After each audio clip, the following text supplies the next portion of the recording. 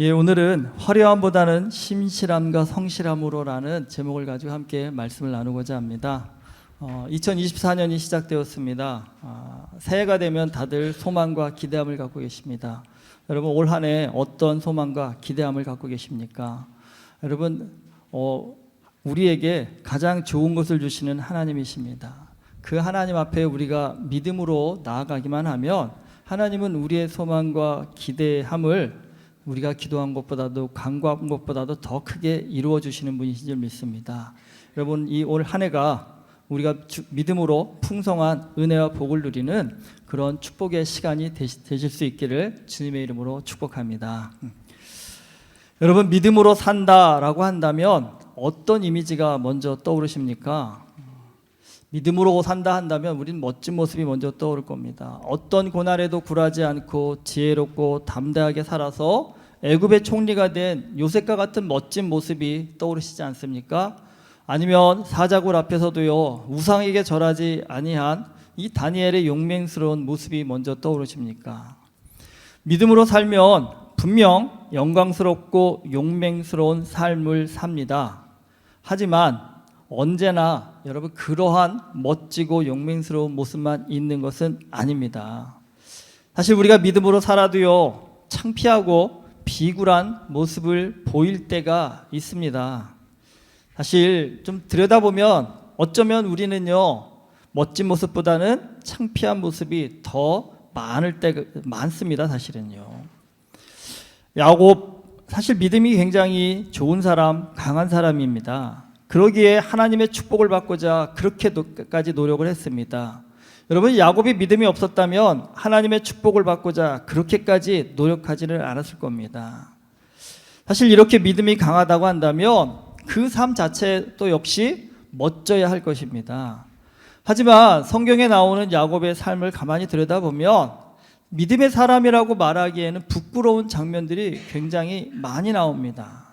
오늘 말씀도요, 그런 장면들 가운데 하나입니다. 야곱이요, 외삼촌 라반의 집에서 20년 동안 좀 머슴살이를 했습니다. 그런데 머슴살이만 하는 것이 아니라 복도 많이 받았습니다. 그 20년 동안 야곱은 부인이 4명이나 되었고 아들들도 많이 낳았습니다. 그리고 재산도 굉장히 늘었습니다. 라반의 집에 처음 올 때는 혈혈단신이었던 야곱이요, 이제는 의젓한 한 가장이 되었습니다.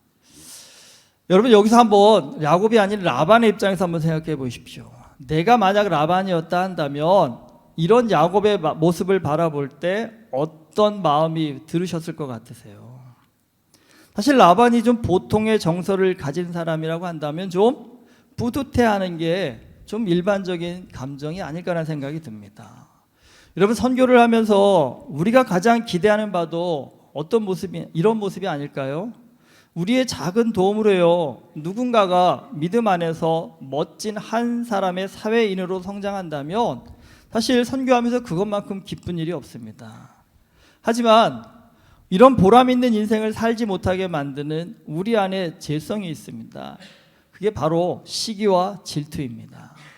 이 시기 질투는요, 함께 잘 살 수 있는 길을 망쳐버리는 아주 고약한 죄성입니다.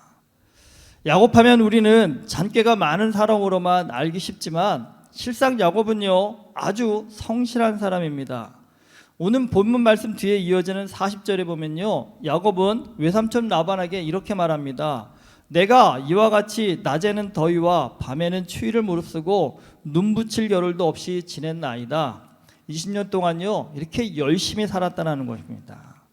외삼촌 라반의 가축을 돌보면서 야곱이 최선을 다했다라고 항변을 하고 있습니다. 이 말은 야곱이 자신을 지켜 세우기 위해서 한 말이 아닙니다. 이렇게 최선을 다했기에 야곱 자신이 이렇게 될 수 있었다라는 것을 어필하기 위함입니다. 실제로 또 그랬고요. 야곱은 최선을 다했기 때문에 가축을 돌보는 일에서 전문가가 될 수 있었습니다.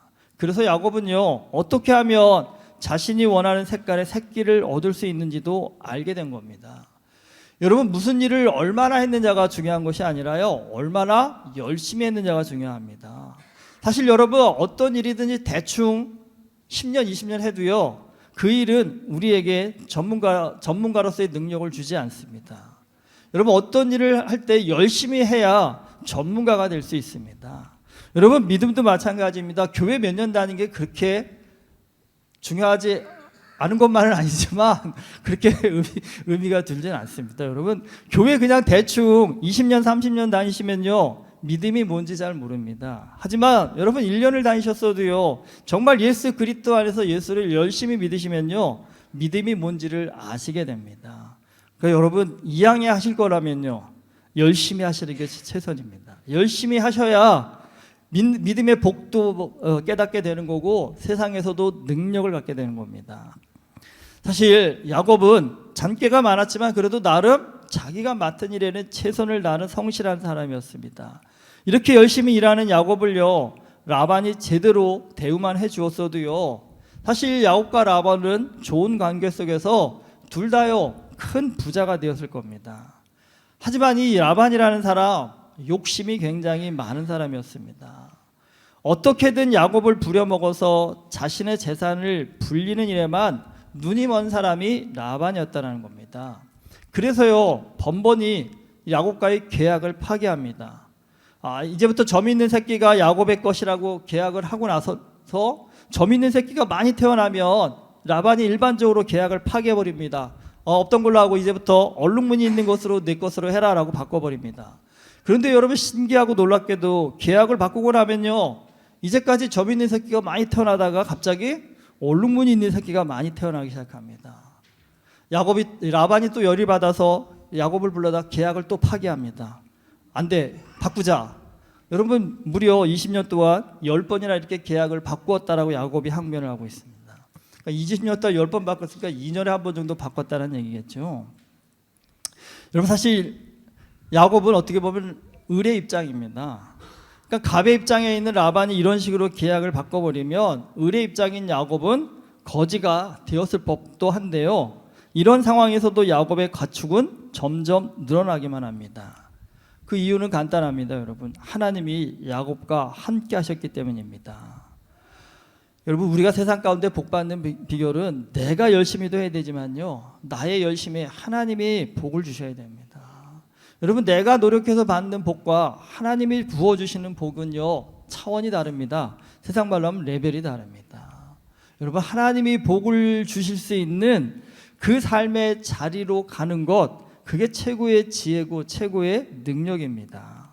야곱은 하나님이 원하시는 그 길에 서려고 나름 부단히 애썼습니다. 물론 야곱이 완벽하다고 드리는 말씀이 아닙니다. 근데 적어도 야곱은 하나님이 보시고 인정할 만한 열심을 내었다라는 겁니다. 그래서 야곱의 재산이요 외삼촌 라반과 라반의 아들들이 시기할 정도로 굉장히 많아졌습니다.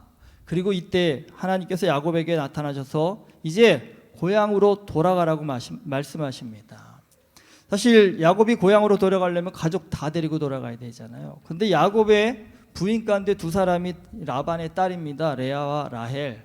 당연히 여러분 이 딸들이 반대하면 야곱이 가고 싶어도 못 갑니다. 그런데 이 아버지 라반이라는 사람이 얼마나 욕심이 많았는지 딸들도요 야곱이 가자고 하니까 돌아보지 않고요 가자라고 얘기합니다. 심지어는 뭐라고 합니까? 아버지가 우리를 팔아버렸다라고 얘기합니다.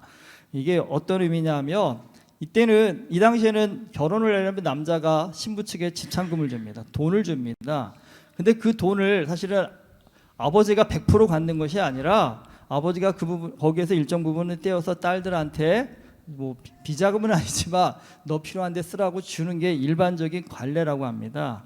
그런데 아마 라반은 그 돈이 욕심이 나가지고요 딸들한테 한 푼도 안 준 것 같습니다. 그러니까 딸들 입장에서는요 아버지가 자기들을 팔아버렸다라고 생각할 만큼 욕심이 많았다라는 겁니다. 여러분 이렇게 욕심이 많아지면 이 좋은 관계라는 게 어렵습니다. 그러니까 이게 사람은 다 그렇잖아요. 눈에는 눈 이에는 이라고요.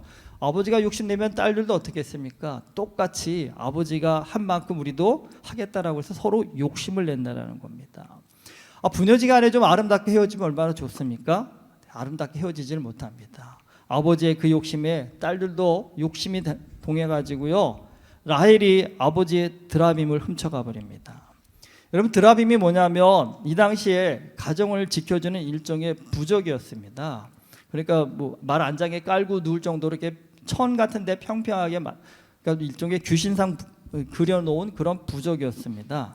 그런데 이 드라빔이라는 게 단순한 부적을 넘어서요, 이 당시는요 드라빔을 가진 사람이 상속권을 우선적으로 갖는 그런 권리도 가졌다고 합니다.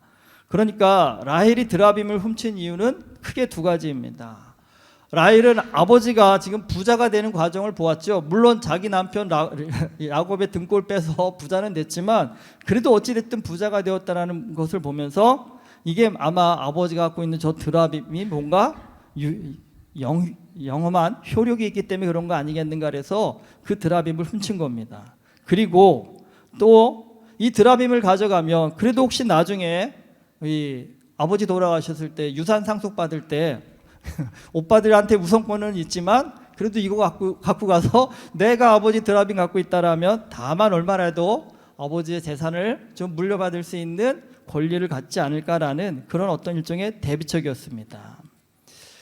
여러분 야곱은 지금 하나님의 말씀으로 고향으로 돌아가는 상황입니다. 하나님이 가라고 하셨습니다. 우리 다 무슨 생각하냐면 하나님이 가라고 하셨으니까 이제 좀 멋진 장면이 펼쳐지지 않을까 하는 생각하기 쉽습니다. 좀 멋지게 야곱이 라반과 이별을 하고 고향으로 가야 되지 않을까라고 생각할 수 있습니다. 하지만 야곱은 외삼촌 라반이 무서워서 몰래 도망칩니다. 그리고 라헬 역시 자신 마음의 평안과 훗날의 유산 상속을 위해서 우상인 드라빔을 훔쳐서 갑니다. 여러분 이게 야곱의 가족 어디에서도요 믿는 사람으로서의 멋진 모습이 좀 눈을 씻고 찾아볼래야 찾아볼 수가 없습니다. 야곱이 기막히게 또 잔꾀를 해납니다. 외삼촌 라반이 양털을 깎으러 출타한 틈을 이용해서 도망을 칩니다. 라반이 3일 뒤에나 이 사실을 알고요 7일을 쫓아와서야 겨우 따라잡을 수 있을 정도로 야곱이 도망을 쳤습니다. 사실 이 정도면 나름요 계획을 잘 짠 것입니다. 하지만 결국 야곱은 라반에게 붙잡혀 버립니다. 사실 이 계획은요 애당초 성공 확률이 제로입니다. 야곱은 지금 어린 자녀들을 이끌어야 되고 수많은 가축을 이끌고 도망쳐야 하는데 여러분 그런 야곱을 말 타고 쫓아오는 라반이 추격하는 것은요 뭐 그건 당연한 일입니다. 실제로요. 그러니까 도망가는 사람이 더 속도가 빨라야 못 잡는 거 아니겠습니까? 그런데 쫓아오는 사람이 도망가는 사람보다 속도가 훨씬 빠르니까 야곱은 붙잡힐 수밖에 없는 상황이었다는 겁니다. 사실 이럴 때 좀 우리가 항상 안타까운 게 있죠. 하나님께서 야곱에게 고향으로 돌아가라고 하셨다고 한다면 좀 우리한테 궁금한 게 어떻게 해서 좀 돌아가라. 라반한테 와서 이렇게 얘기하면 그가 마음을 돌릴 것이다. 아니면 한 재산 떼어서 너를 보내줄 것이다 라고 뭔가 방법적인 측면을 알려주셨으면 좋았겠는데 여러분 성경에 보면 참 신기한 게도 하나님은 뭘 하라고는 하셔도 어떻게라는 답은 안 주십니다. 어떻게를 잘 안 알려주십니다. 거의 안 알려주십니다. 그러면 왜 어떻게를 안 알려주실까요? 여러분 제가 항상 말씀드리지만 하나님은 생각보다 친절하지 않으십니다. 근데 하나님이 이게 나빠서가 아닙니다. 하나님은 우리가 기계처럼 로봇처럼 움직이는 사람을 이미 되기를 원치 않으시고요. 우리가 자주적으로 주체적으로 움직이는 사람이 되기를 원하십니다. 왜냐하면 여러분 그 어떻게의 방법 속에서 우리의 믿음이 성장할 수 있기 때문입니다. 솔직하심적으로 여러분 하나님이 돌아가라 이러이러한 방법을 써라 라고 한다면 뭘 안 할까요? 야곱이요 기도를 할까요? 안 합니다. 우리도 마찬가지입니다. 여러분 인생 살아가면서 하나님이 이렇게 살아라 라고 말씀해 주시고 방법까지도 아주 디테일하게 알려주신다 한다면 여러분 여기 있는 우리 가운데 하나님 앞에 나와 간절히 기도할 분이 있으실까요? 하나님 당신의 뜻이 무엇입니까? 라고 간절히 구하고 간구하는 그런 믿음의 도전과 헌신들이 우리 가운데 있을까요? 근데 여러분 우리 신앙생활을 해보면 아시겠지만 언제 우리의 믿음이 성장합니까? 언제 우리가 하나님의 마음을 알기 위해서 애쓰고 힘쓰면서 우리의 신앙이 더 깊어지나요? 그것은요 하나님 앞에 깊은 기도를 할 때 아닌가요? 깊은 간구를 할 때 아닌가요? 여러분 하나님이 불친절해서 우리에게 방법을 안 알려주신 것이 아니라 그 방법 가운데 우리의 기도를 요구하신다는 겁니다. 그 기도가 우리의 믿음을 키워주고요. 그 기도가 우리의 삶을 해결해 줄 수 있는 믿음의 능력이 되기 때문입니다. 근데 중요한 것이 있습니다, 여러분. 이 기도를 잘 하셔야 됩니다. 기도를 잘 못해도 하나님은 문제를 해결해 주십니다. 그런데 중요한 건 기도를 잘 못하시면 누가 고생할까요? 우리가 생고생하게 되어져 있습니다. 그러니까 나는 믿는데도 왜 이렇게 힘들지? 여러분, 답은 간단합니다. 기도를 잘 못하셔서 그렇습니다. 하나님의 마음을 정말 정확히 꿰뚫을 수 있는 정적인 기도를 하시면 인생이 좀 잘 풀려가시는데, 여러분, 이게 야곱처럼요, 자기 생각을 믿고 자기 잔꾀를 믿고 기도를 하기 때문에 여러분 자꾸 돌아 가게 되신다는 겁니다. 야곱이 왜 인생을 이렇게 험하게 힘들게 살았을까? 여러분, 그겁니다. 기도할 때 하나님의 뜻보다는 자꾸 자기의 생각, 자기의 방법을 앞세웠기 때문입니다. 하나님이 고향으로 돌아가라고 하셨습니다. 방법은 안 알려주셨습니다. 야곱도 나름 기도했겠죠. 하나님은 어떻게 돌아가기를 원하십니까? 그런데 여러분, 사실 야곱이 믿음을 갖고 하나님의 뜻을 구하는 사람이었다 한다면, 하나님 이럴 때 정말 한번 믿음을 사용해 보겠습니다. 당당하게 외삼촌 라반 찾아가서 하나님이 나로 하여금 돌아가라고 하셨으니까 삼촌 가겠습니다, 보내주십시오. 어떻게 보면 사실 이게 믿음의 사람들이 할 수 있는 최선이 아닐까요? 근데 야곱은 스스로 생각했겠죠. 라반을 나만큼 아는 사람 있으면 어디 나와보라고 해. 그렇게 생각하지 않았을까요? 그러면서요, 이 외삼촌은 돌아간다고 했을 때 씨알이 먹힐 수 있는 사람 아니다. 아마 외삼촌은 내가 돌아간다 한다면 아마 아무것도 안 주고 나 빈털터리로 돌려보낼 거다. 그러니까 자기 나름대로 고민을 하다가 방법을 고안해낸 것이었죠. 여러분, 내가 야곱이었다 한다면 어떻게 하셨을 것 같으세요? 말씀드린 것처럼 외삼촌 라반을 찾아가서 하나님께서 나로 하여금 고향으로 가라고 하셨습니다. 그러니 삼촌 보내주십시오. 이게 사실은 어떻게 보면 믿음의 어떤 정석이죠. 근데 야곱은 그렇게 하지 않았습니다. 사실 야곱의 입장에서도 이렇게 얘기하면 라반이 그래? 가려면 너 혼자 가. 이렇게 얘기할 거라는 거를 야곱은 너무나 잘 알았을 겁니다. 근데 여러분, 그렇다 한다면 그 다음에 할 수 있는 믿음의 말은 딱딱 정해져 있습니다. 알겠습니다. 올 때도 혼자 왔는데 갈 때도 혼자 가야겠지요. 그리고 어차피 인생이라는 것은 뭐 하나님이 채워주시고 하나님이 뺏어가시는 건데 삼촌이 주시지 않아도 하나님이 채워주실 겁니다. 저 그러니까 구차하게 달라고 하지 않고 가겠습니다라고 그렇게 말하는 게 아마 믿음의 정석이고 멋진 모습일 겁니다. 그런데 여러분, 그게 참 이게 남의 일에는 우리가 믿음의 정석이 잘 보입니다. 근데 내 앞길에는 그 정석길이 잘 안 보인다는 게 문제입니다. 야곱은 이 믿음의 정석길을 포기하고 몰래 도망치는 선택을 합니다. 왜냐하면 외삼촌 라반이 자신을 순순히 보내주지 않을 거라는 것을 확신했기 때문입니다. 여러분, 20년 동안 외삼촌 라반을 겪으면서 그가 어떤 사람인지 야곱은 누구보다도 많이 경험을 한 겁니다. 자칫 자기가 고향으로 가겠다고 했다가 오히려 어떤 불이익을 당할지 모르는 상황입니다. 순순히 보내줄 외삼촌 라반이 아닙니다. 그래서 야곱은 도망치려고 한 겁니다. 그러나 결국 붙잡힙니다. 여러분, 야곱의 지금 이 모습, 믿는 사람이라고 하기에는 사실 너무 창피합니다. 하지만 중요한 것이 있습니다. 여러분, 이렇게 창피한 야곱을 하나님께서 때를 따라서 도와주고 계신다는 겁니다. 지금 화가 잔뜩 나갖고 야곱을 쫓는 라반의 꿈에 하나님이 나타나셔갖고요, 라반한테 경고하십니다. 야곱 그냥 보내주라고요. 여러분, 세상에 사람의 마음을 바꿀 수 있는 것만큼 놀라운 능력이 어디 있습니까? 우리가 살면서 고민하는 것도 이유가 뭡니까? 그 사람의 마음만 바뀌면 내 인생이 바뀔 텐데, 중요한 건 마음 바꾸는 일이 내 뜻대로 안 된다는 겁니다. 내 힘으로 안 된다는 겁니다. 마음을 바꾸는 일은 하나님만 하실 수 있는 일이라는 겁니다. 그 하나님이 야곱에게 역사하고 계시다는 겁니다.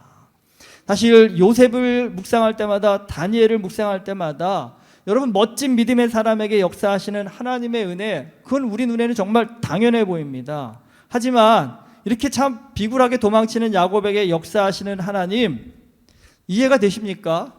하나님은 도대체 무슨 생각으로 이렇게 비굴하고 참 못난 지지리 같은 야곱을 도와주고 계실까? 여러분, 하나님이 그런 분이십니다. 우리가 화려하고 멋질 때야만 역사하시는 하나님이 아니시고요, 우리가 부끄럽고 비참한 순간에도 여전히 역사하시는 하나님이시라는 겁니다.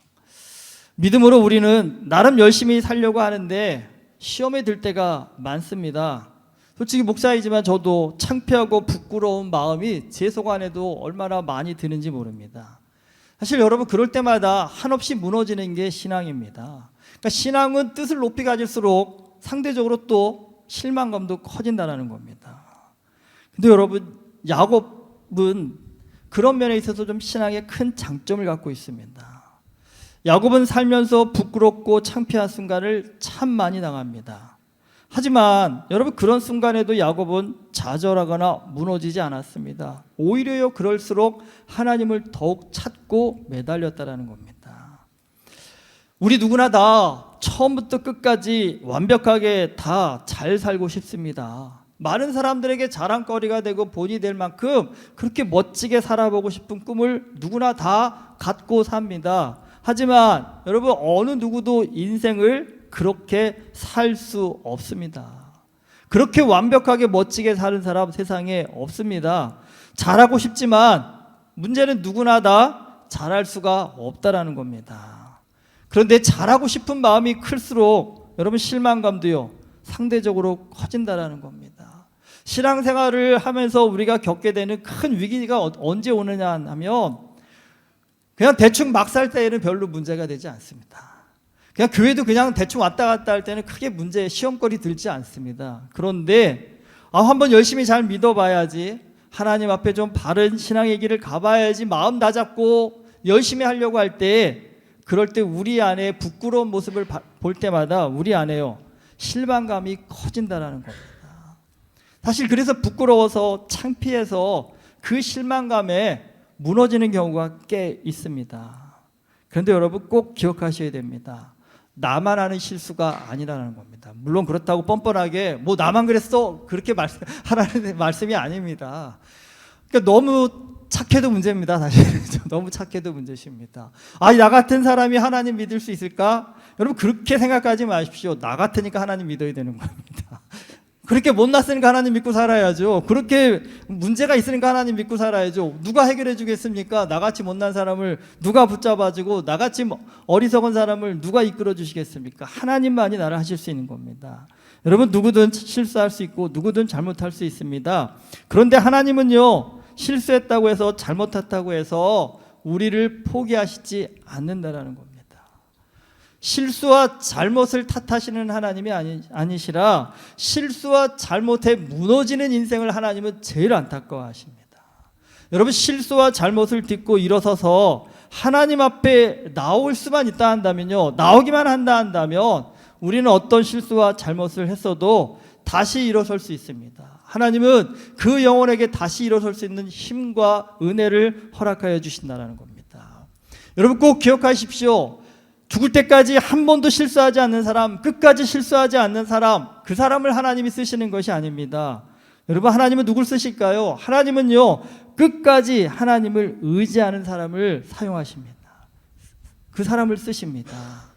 여러분, 내가 하나님 앞에 얼마나 실수했느냐를 손으로 꼽지 마시고요, 내가 얼마나 하나님을 의지하고 있는가, 이것을 한번 세워보십시오.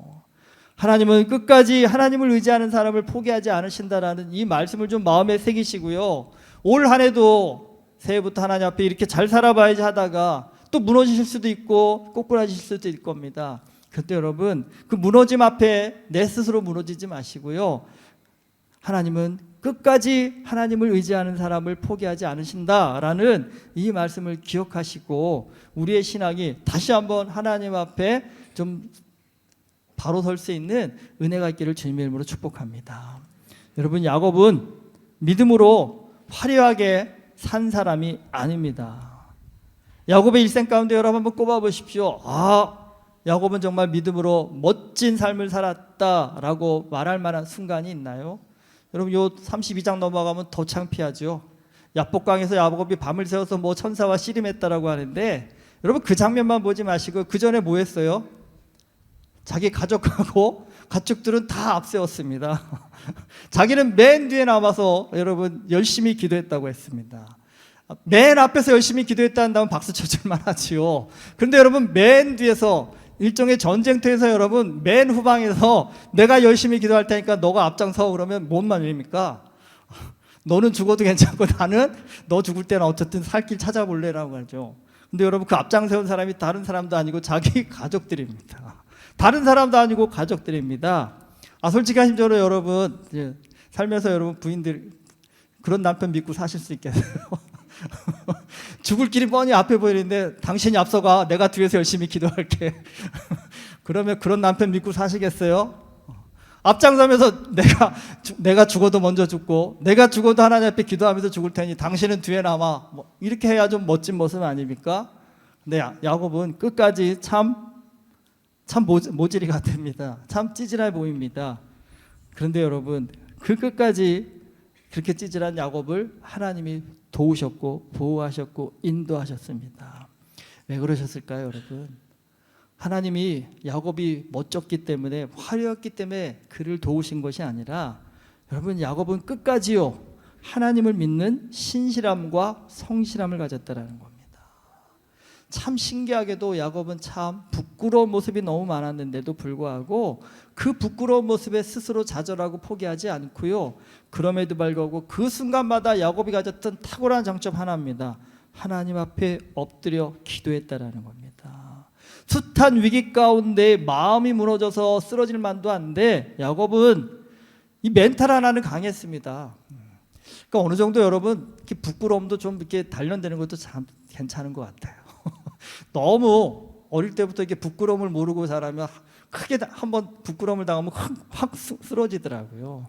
근데 한 번쯤 계속 이 부끄러움을 단련한 사람은요 강해지더라고요. 제가 군대 가서 그거 경험했다니까요.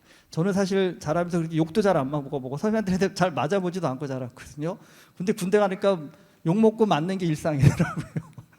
근데 제가 잠깐 군생활했던 곳이 탱크 부대거든요.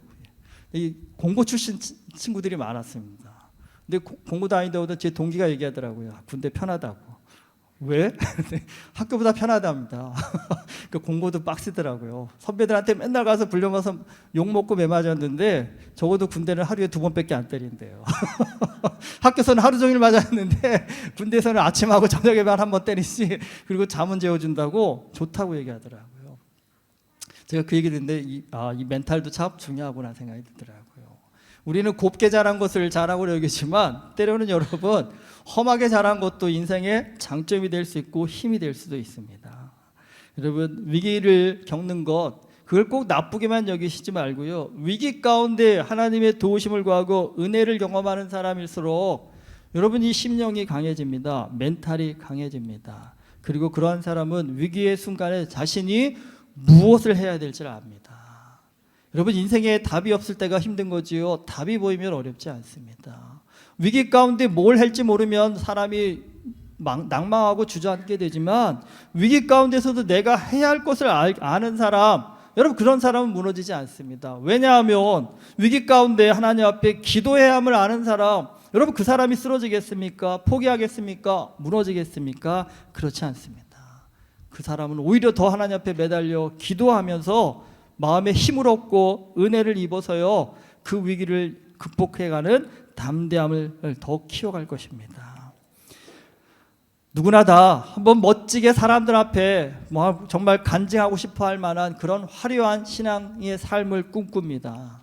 근데 여러분 신앙은 보여지는 화려함에 있지 않습니다. 신앙은 어떤 상황과 형편에서도 하나님이 나와 함께 하심을 믿는 신실함과 그 신실함을 믿고 끝까지 성실하게 주어진 삶을 살아가는 사람 여러분 그 사람이 하나님이 함께 하시고 하나님이 쓰시는 믿음의 사람이 되십니다. 여러분 은혜교회는 솔직히 예수 믿고 나 재벌됐습니다. 예수 믿고 공부 잘해서 뭐 출세했습니다. 성공했습니다. 할 만한 분들이 안 계십니다. 안타까우신가요? 근데 목사부터 그러니까 여러분도 그런 것 같습니다. 근데 여러분 저는 그런 간증 이제 부럽지 않습니다. 누가 뭐 예수 믿구나, 우리 집 이렇게 부자가 됐습니다, 우리 자식이 좋은 대학 갔습니다, 성공했습니다, 출세했습니다, 그런 보여지는 화려함이 이제 저는 전혀 정말 부럽지 않습니다. 그리고 우리 교회에 그런 교인이 없으신 게 감사합니다. 왜냐하면 여러분이 그렇게 설치고 다니시면 아마 많은 어려움이 생길 텐데, 솔직히 하시면 누구도 설치실 만한 그런 자격이 안 되시니까 얼마나 감사한지 모릅니다. 왜 감사한지 아세요? 여러분, 그래서 은혜교회 분들은 조용히 기도하시는 분이 많은 것 같습니다. 자랑할 게 없으니까, 화려한 게 없으니까, 멋진 게 없으니까 조용히 앉아서 기도하시는 분이 많습니다. 그런데 사실 제가 어디 가든지 우리 교인들 별로 자랑 많이 안 하는데 이거 하나 자랑합니다. 솔직한 의미로 뭐 잘난 게 있어야 자랑하죠. 그렇죠? 세상 사람들이 보기에 우리 교인들 이런 사람들이 있습니다. 이만큼 11조 하는 분도 있고요, 이만큼 사회적으로 잘 나가는 분도 있고요, 할 만한 분이 없습니다, 사실. 그렇죠? 근데 하나는 있습니다. 우리 교인들은 성실하십니다. 우리 교인들은 신실하십니다. 어떤 상황과 형편 속에서도 세상적으로 자랑할 건 없어도 열심히 기도하십니다. 그리고 흔들림 없이 그 믿음의 길을 걸어가려고 애쓰고 힘쓰십니다. 여러분, 이게 우리 교회의 자랑이고 저는 힘이라고 생각합니다. 여러분, 지난 한 해도 이 마음으로 열심히 달려오신 줄 믿습니다. 그래서 우리가 이렇게 또 은혜 가운데 함께 예배한다고 믿습니다. 여러분, 나와 함께 하신 그 하나님 믿고 올 한 해도요, 하나님과 동행하실 수 있기를 주님의 이름으로 축복합니다. 하나님 앞에 기도하는 자, 하나님의 신실하심을 믿고 성실하게 믿음의 길을 가는 자, 그 사람을 하나님은 포기하지 않으시고 언제나 함께 하십니다. 여러분, 그 하나님을 믿고 신실함과 성실함으로 올 한 해도요, 주님 안에서 정말 큰 은혜를 누리며 살아가는 우리 모두가 될 수 있기를 주님의 이름으로 축원합니다. 기도하시겠습니다. 하나님, 부족하고 연약하고 미련한 우리를 불러서 주님의 자녀 삼아주신 것 감사드립니다.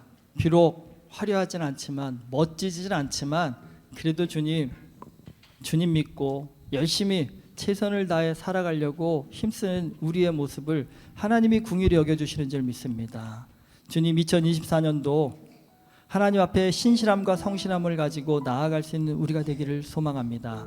은혜교회 모든 성도님들, 하나님은 언제나 나와 함께 하시고 내가 부끄러운 순간에도 창피한 순간에도 나의 인도자 되심을 믿고 하나님 신실함을 가지고 기도하며 하나님 앞에 나아갈 때 우리의 삶 가운데 하나님의 한량없는 은혜가 허락되어지를 믿습니다. 그 하나님 믿고 올 한 해도 주님 안에서 풍성한 은혜를 누리며 나아가는 우리 모두 되어질 수 있도록 주님, 우리의 심령 가운데, 우리의 마음 가운데 성령의 은혜를 허락하여 주시옵소서. 예수 그리스도의 이름으로 기도드립니다. 아멘.